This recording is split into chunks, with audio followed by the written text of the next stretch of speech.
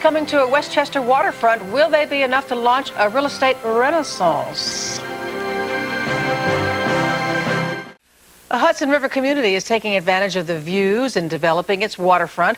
The village of Ossining celebrated a groundbreaking today, but as News Channel 4's Kendra Farn tells us, after years of fighting to stop the project, one group is not giving up. Coming soon to Ossining's waterfront, One Harbor Square. Taking advantage of the scenic Hudson, it will be a $78 million development project comprised mostly of 150 market-rate condos and one restaurant.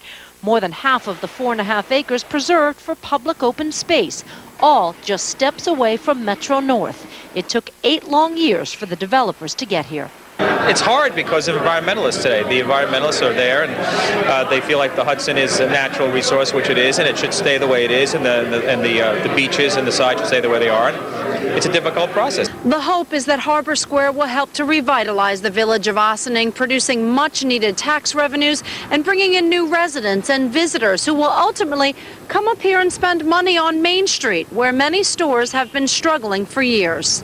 I think really encourages investment in our central business district, which for years saw a huge decline over the years. So it has all the potential for being, I believe, the start of a great future for the village. You think it's long overdue for Ossining? Absolutely, yes. We would like to. We love the river. We've wanted to move down here. People like us are the people that are going to inhabit these places. But the Ossining Waterfront Alliance has been fighting the project for years, its leader filing a lawsuit today, arguing that this land was dedicated as park property back in 1995 and cannot be sold without state approval.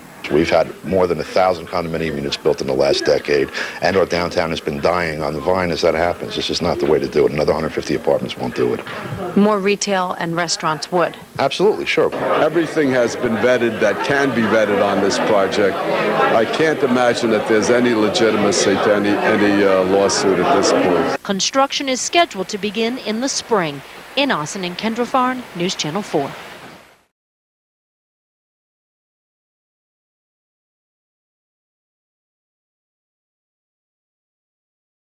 Ground is finally broken on a controversial waterfront project in Ossining known as Harbor Square. Now today, many local officials and developers are celebrating. Meantime, opponents filed suit seeking to squash the project. Now the ceremony took place on the waterfront next to the Ossining Metro North train station. News 12's John Goff is there with the story.